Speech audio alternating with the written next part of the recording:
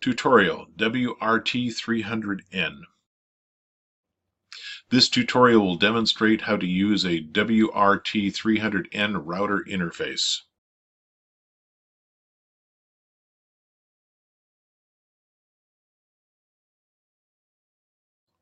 The WRT300N uses a GUI configuration method consisting of a main menu of choices and a corresponding set of submenus based upon the choice selected in the main menu.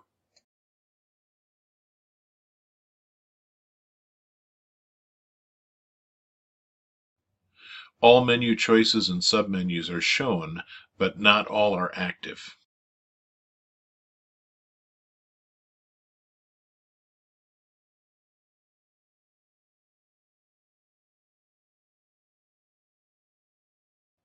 To set the Internet connection type, click the drop-down and select DHCP, static, or PPOE. We will select static. Type in the Internet address for this device along with the subnet mask, default gateway, and DNS server, if there is one.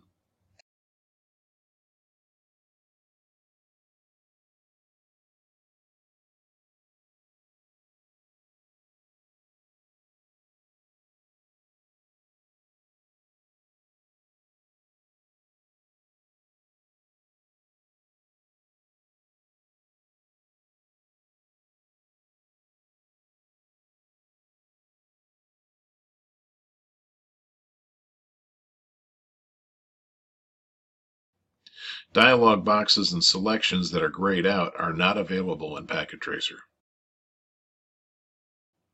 By default, the WRT300N use DHCP to assign addresses to devices that connect to it.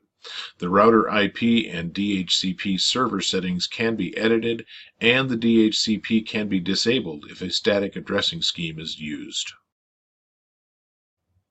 In order to save configuration changes on any of the menus or submenu pages, the user must scroll all the way to the bottom of the page and click the Save Settings button.